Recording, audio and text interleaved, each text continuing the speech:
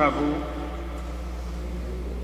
Alors, c'est la première fois que je viens célébrer dans votre immense cathédrale.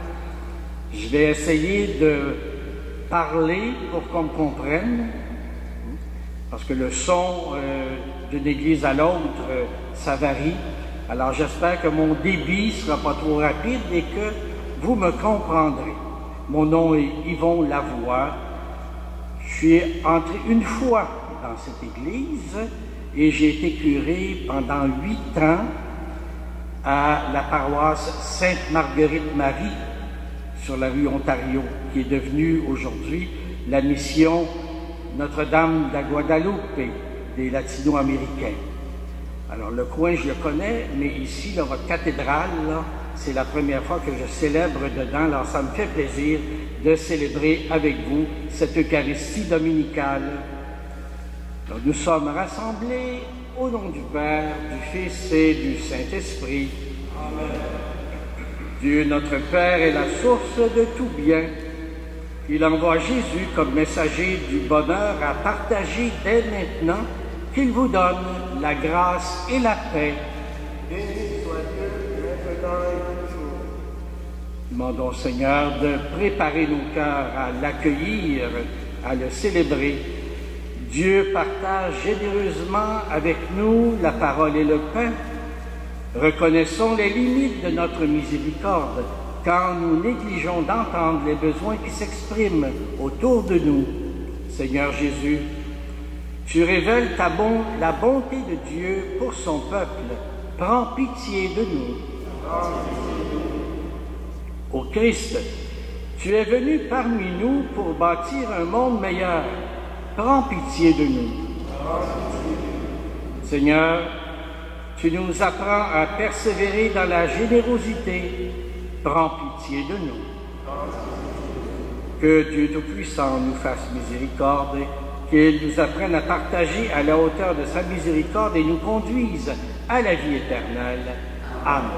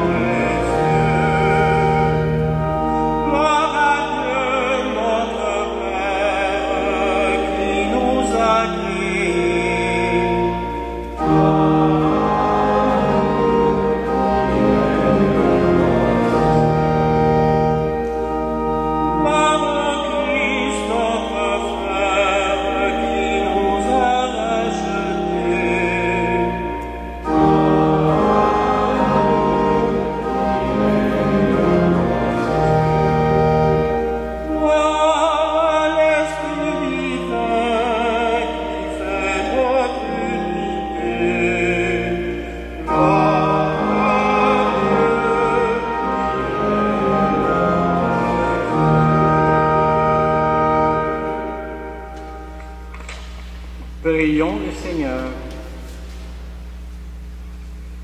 Seigneur, tu as voulu que toute la loi consiste à t'aimer et à aimer son prochain.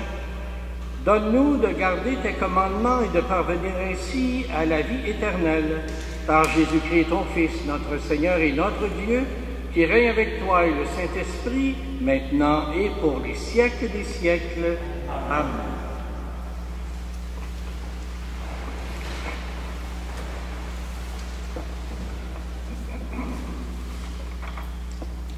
Première lecture.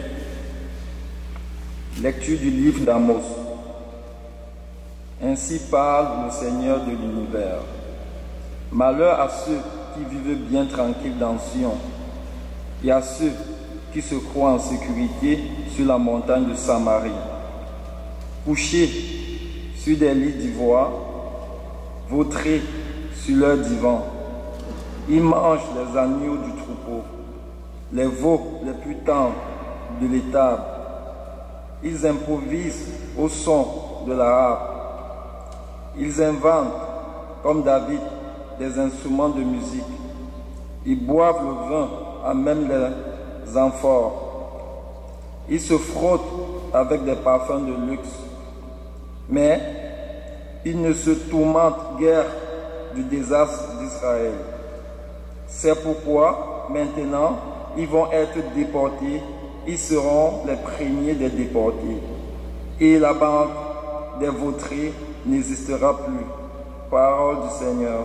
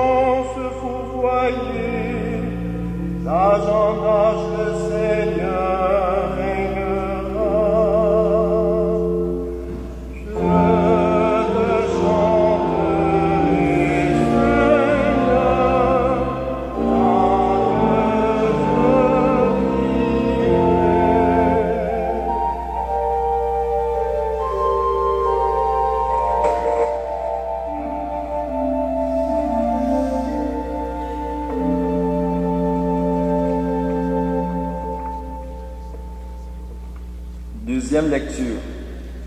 Lecture de la première lettre de Saint Paul apôtre à Timothée.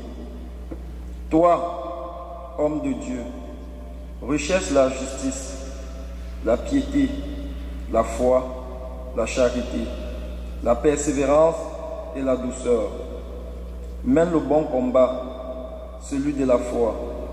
Empare-toi de la vie éternelle. C'est à elle que tu as été appelé. C'est pour elle que tu as prononcé ta belle profession de foi devant de nombreux témoins. Et maintenant, en présence de Dieu qui donne vie à tous les êtres, et en présence du Christ Jésus, qui a témoigné devant Ponce Pilate par une belle affirmation. Voici ce que je t'ordonne. Garde le commandement du Seigneur, en demeurant sans tache, irréprochable, jusqu'à la manifestation de notre Seigneur Jésus.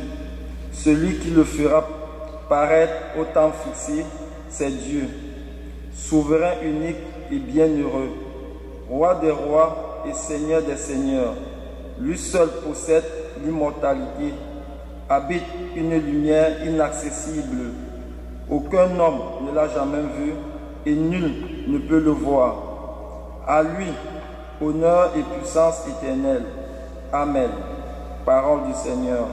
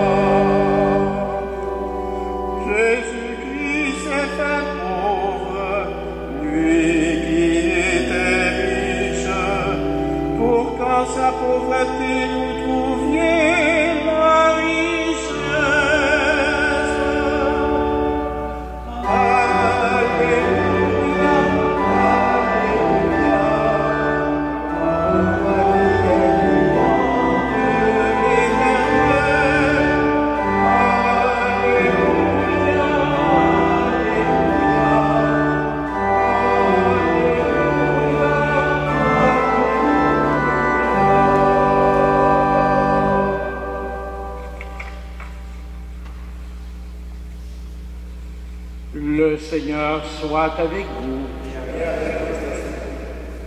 La bonne nouvelle de Jésus-Christ selon saint Luc. En ce temps-là, Jésus disait aux pharisiens, « Il y avait un homme riche vêtu de pourpre et de lin fin qui faisait chaque jour des festins somptueux. Devant son portail gisait un pauvre nommé Lazare qui était couvert d'ulcères. Il aurait bien voulu se rassasier de ce qui tombait de la table du riche, mais les chiens, eux, venaient lécher ses ulcères. Or le pauvre mourut, et les anges l'emportèrent auprès d'Abraham. Le riche mourut aussi, et on l'enterra. Au séjour des morts, il était en proie à la torture. Levant les yeux, il vit Abraham de loin et Lazare tout près de lui.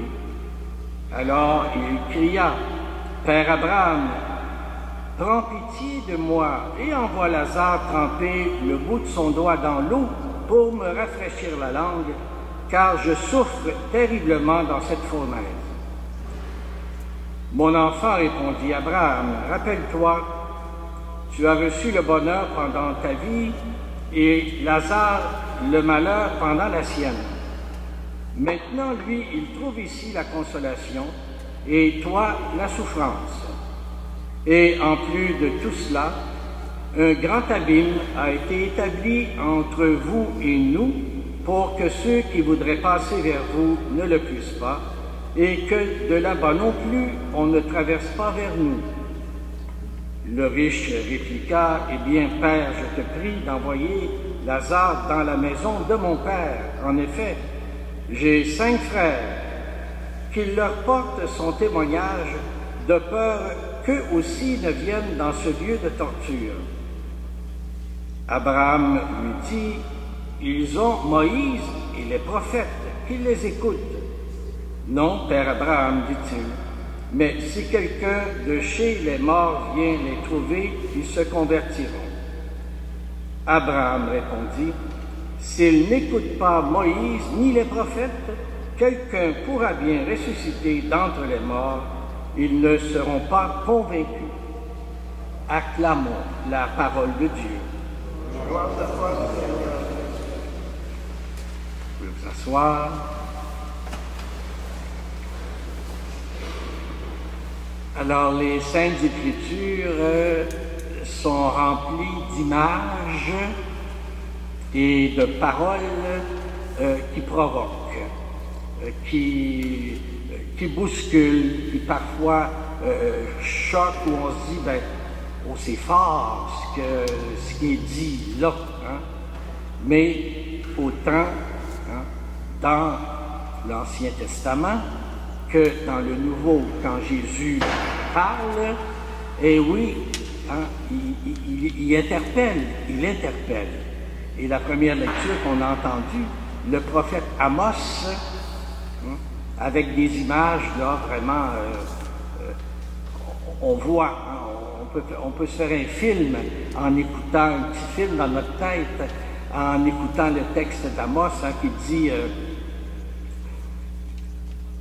des riches qui sont couchés sur des lits d'ivoire, vautrés sur leurs divans, qui boivent le vin à même les enfants. Oui, il y a ça. Hein? C'est vraiment l'exagération de l'égoïsme ou de l'orgueil de sa richesse. Hein? Mais Amos, le prophète, dit en même temps, hein, il ne se soucie guère des malheurs qui arrivent à Israël.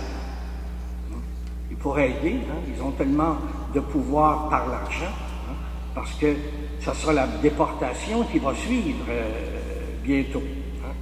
Et dans l'Évangile d'aujourd'hui, on est aussi frappé par la description de ce riche vêtu de pourpre, de fin lin, qui fait chaque jour, pas une fois ou deux par année, qui fait chaque jour des festins somptueux et qui ne voit pas le pauvre, non seulement il est pauvre, mais il est couvert d'ulcères, il est malade, il faut qu'il soit mis, il est mis de côté et que seuls les chiens viennent lécher ses ulcères. Alors c'est vraiment des images là, fortes, des images extrêmes.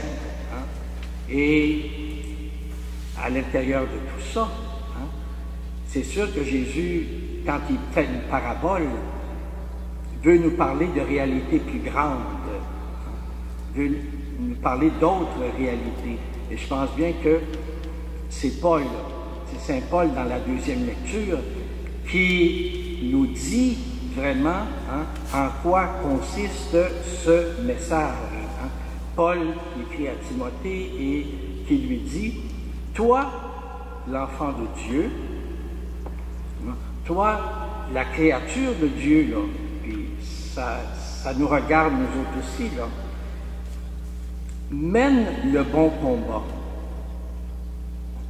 Mène le bon combat. Et le bon combat, il nous dit, c'est empare-toi de la vie éternelle. C'est à elle que tu es appelé. Et c'est ça qui est le plus important. Nous sommes appelés à la vie éternelle. Nous sommes faits pour la vie éternelle. Il ne faut pas limiter notre regard à cette vie, mais il faut regarder qu'on est appelé à une vie qui est éternelle, qui est une vie de paix, qui est une vie de bonheur avec Dieu. Et c'est pour ça que Jésus, souvent, dans ses paraboles ou dans son discours, dans son enseignement, parle de l'argent trompeur, parle des biens matériels. Oui, ils sont nécessaires, c'est certain, ils sont nécessaires si on a été créé, si nous sommes des êtres aussi physiques et matériels, et dans un monde matériel. Alors, je me souviens, dans mon petit catéchisme, il y avait une question. Les plus jeunes n'ont pas connu ce catéchisme-là qu'on avait autrefois. Mais il y avait une question qui disait « Pourquoi Dieu nous a-t-il créés? »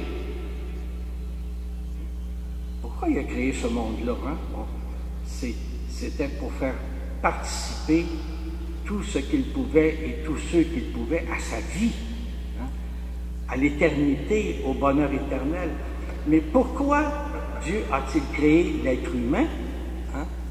Pour que sur cette terre, qu'on le connaisse, qu'on le cherche, qu'on le connaisse, qu'on l'aime et qu'on le serve pour avoir avec lui la vie éternelle.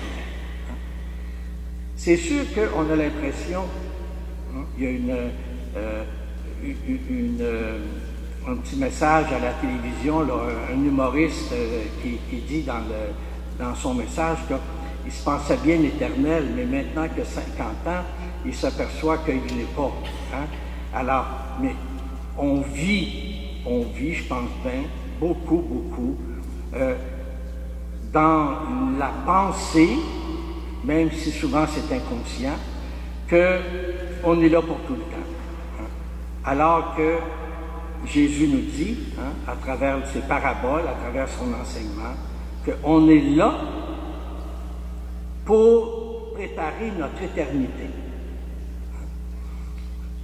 quand il nous envoie son Fils, qui vient, comme il le dit, hein, il nous appelle à changer à l'époque où il est venu, la mentalité et l'esprit, parce qu'il vient inaugurer un monde nouveau, le monde de Dieu, le royaume de Dieu.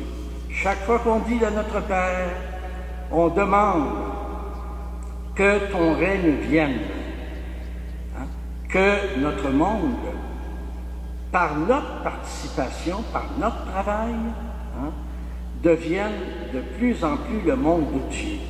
Alors, on sait bien qu'on l'a vu, la paix, hein, on veut l'harmonie, on veut le partage, qu'il n'y ait personne, qu'il n'y ait pas d'enfants qui deviennent des enfants soldats, qu'il n'y ait pas d'enfants qui meurent de faim, on le veut.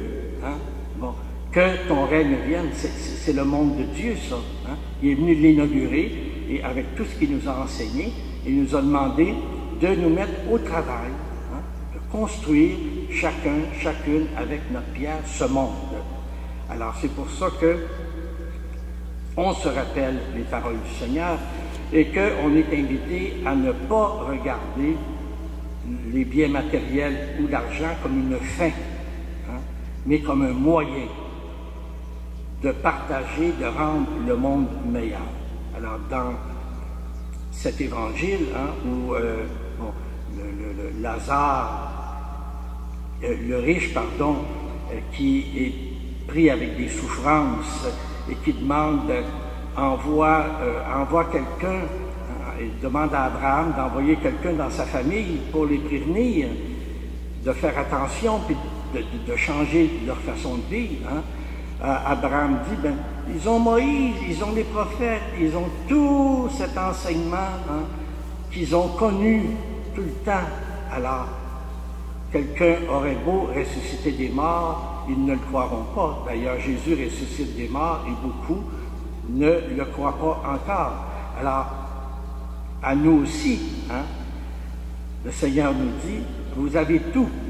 Hein, vous avez l'enseignement de Jésus, vous avez le Seigneur ressuscité, vous avez l'Esprit qui vous a été donné. Alors, vivez déjà de cette vie. Et autour de vous, en vous, d'abord, en vous, que ça devienne une foi, et Saint Paul le demande dans sa lettre, que ce soit une conviction toujours de plus en plus forte de cette réalité que nous sommes les enfants de Dieu appelés au bon combat de la vie éternelle. Alors, accueillons la parole de Dieu ce matin et que dans notre quotidien, dans la semaine qui vient, dans les jours qui viennent, mais on soit plus à l'écoute de ce que le Seigneur nous demande de faire pour réaliser, pour construire son royaume, ce royaume de paix, de justice et d'amour.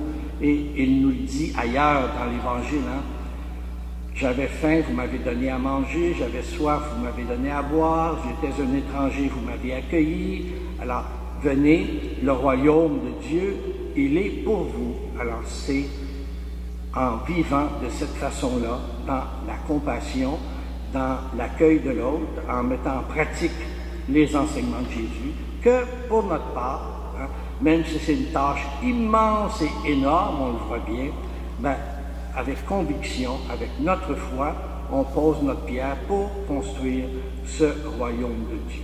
Alors accueillons cette parole et redisons au Seigneur notre foi en lui, hein, Dieu, Père, Fils et Esprit, et adressons-lui nos prières ensuite.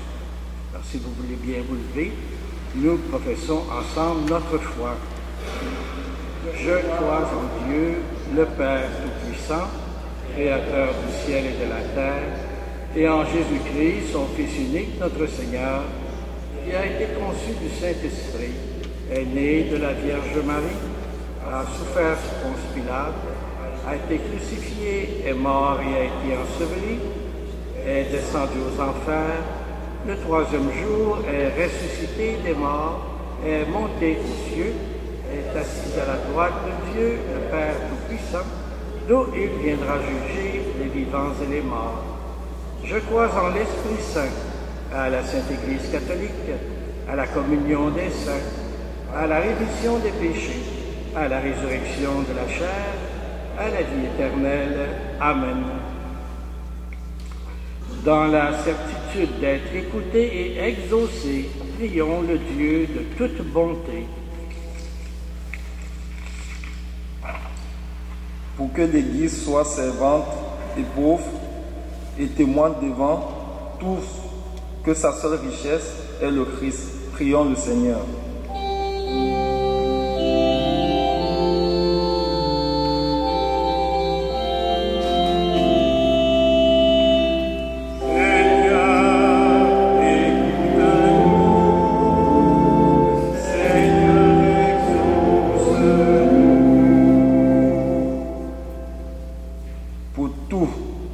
Celles qui ne pensent qu'à l'argent et au plaisir, pour qu'ils découvrent le pauvre à leur porte, prions le Seigneur.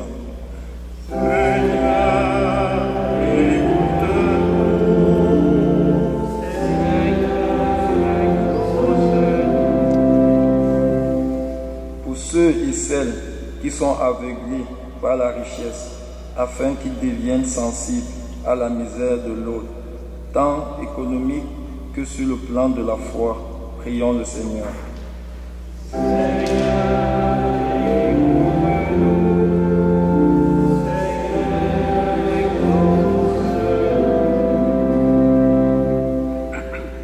Que la journée mondiale des migrants que nous soulignons aujourd'hui suscite des gestes de solidarité à l'endroit des familles et des populations forcées de quitter leur pays. Prions le Seigneur.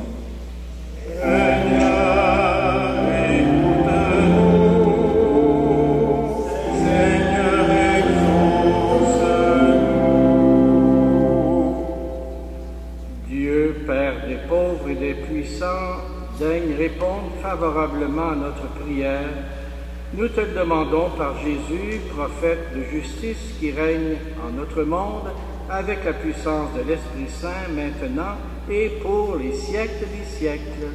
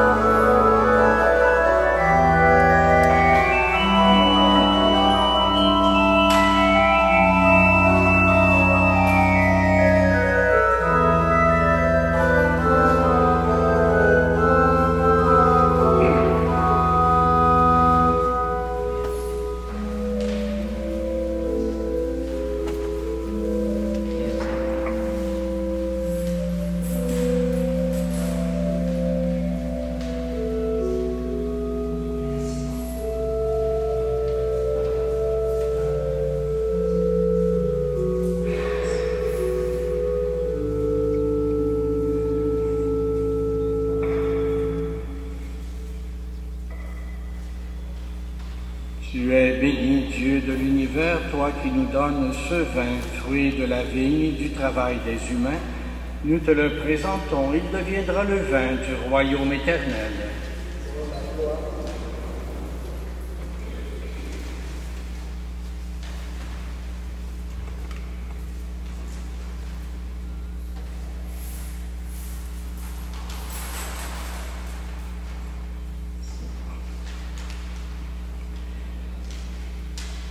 Prions ensemble au moment d'offrir le sacrifice de toute l'Église.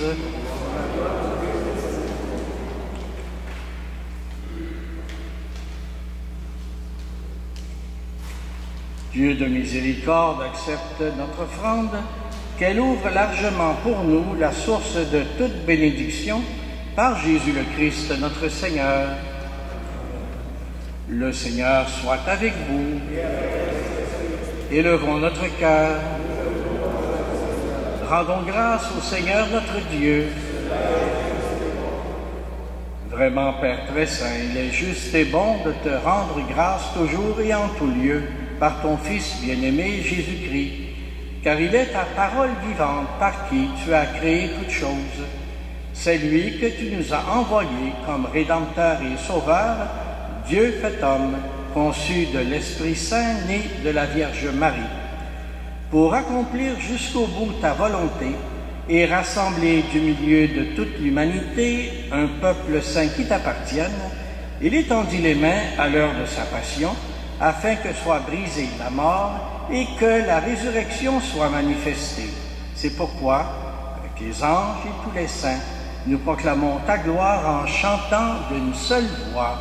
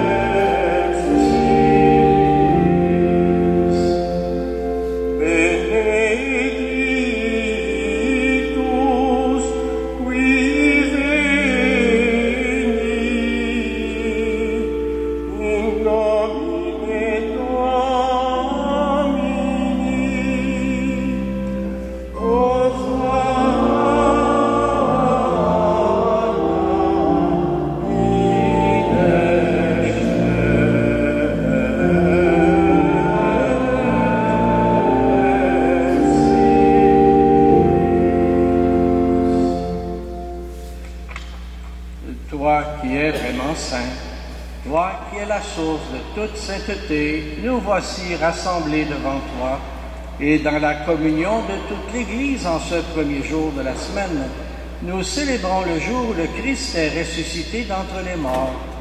Par lui que tu as élevé à ta droite, Dieu, notre Père, nous te prions, sanctifie ces offrandes en répandant sur elles ton esprit, qu'elles deviennent pour nous le corps et le sang de Jésus, le Christ, notre Seigneur. Au moment d'être livré et d'entrer librement dans sa passion, il prit le pain, il rendit grâce, il le rompit et le donna à ses disciples en disant, « Prenez et mangez-en tous. Ceci est mon corps livré pour vous. »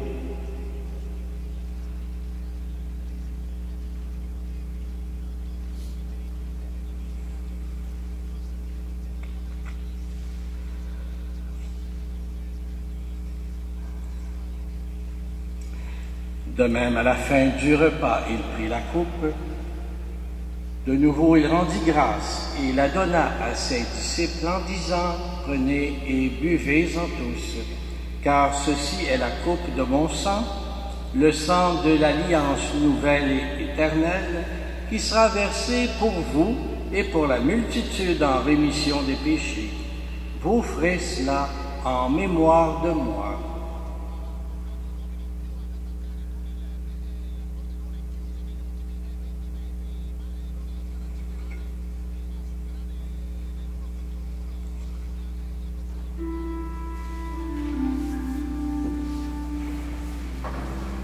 proclamons le mystère de la foi. Nous proclamons ta mort, Seigneur Jésus. Nous célébrons ta résurrection. Nous attendons ta venue dans la gloire.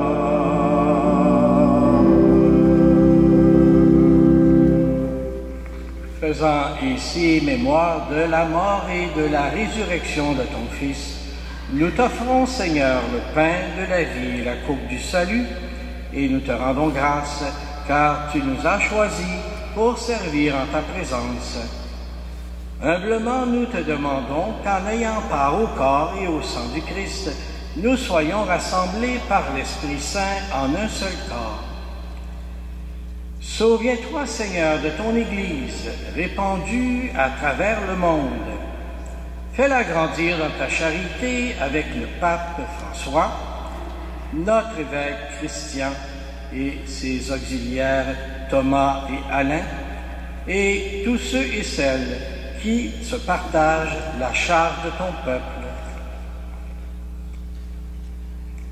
Souviens-toi aussi de nos frères et sœurs qui se sont endormis dans l'espérance de la résurrection et de toutes les personnes qui ont quitté cette vie. Nous te prions particulièrement pendant cette Eucharistie pour Madame Cécile Bonnet. Reçois-les dans ta lumière auprès de toi.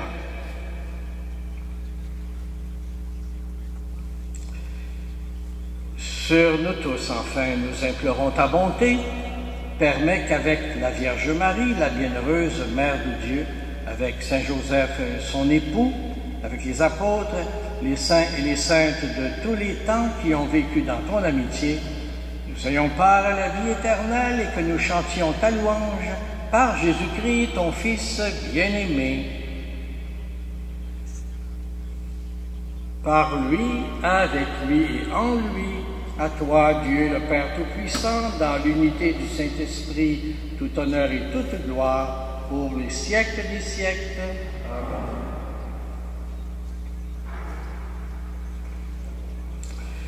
Amen. Unis dans le même esprit, nous prions avec confiance Dieu notre Père, comme Jésus nous l'a appris. Notre Père, qui es aux cieux, que ton nom soit sanctifié, que ton règne vienne, que ta volonté soit faite sur la terre comme au ciel. Donne-nous aujourd'hui notre pain de ce jour. Pardonne-nous nos offenses, comme nous pardonnons aussi à ceux qui nous ont offensés. Et ne nous laisse pas entrer en tentation, mais délivre-nous du mal. Délivre-nous de tout mal, Seigneur, et donne la paix à notre temps. Par ta miséricorde, libère-nous du péché. Rassure-nous devant les épreuves en cette vie où nous espérons le bonheur que tu promets et l'avènement de Jésus-Christ notre Sauveur.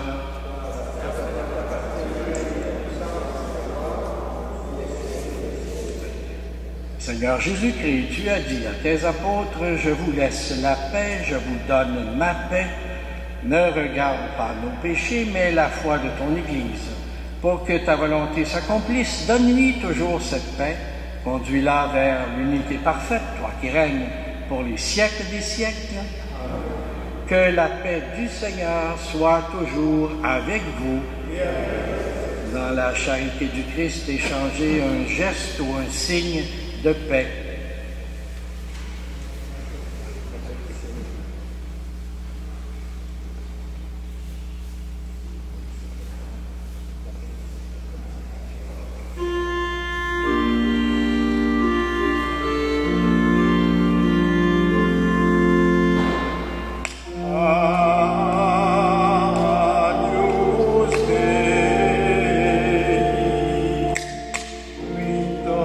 Victoris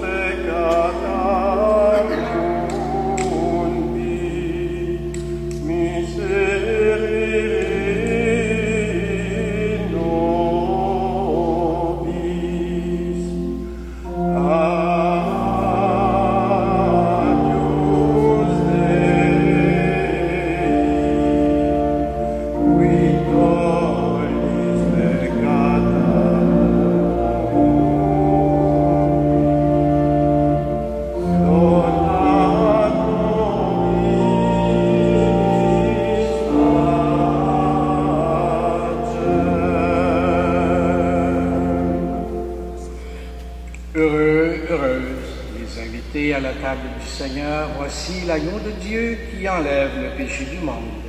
Seigneur, je ne suis pas digne de te recevoir, mais dis seulement une parole et je serai guéri. Que le corps du Christ soit la nourriture sur notre route et qu'il nous garde pour la vie éternelle. Amen.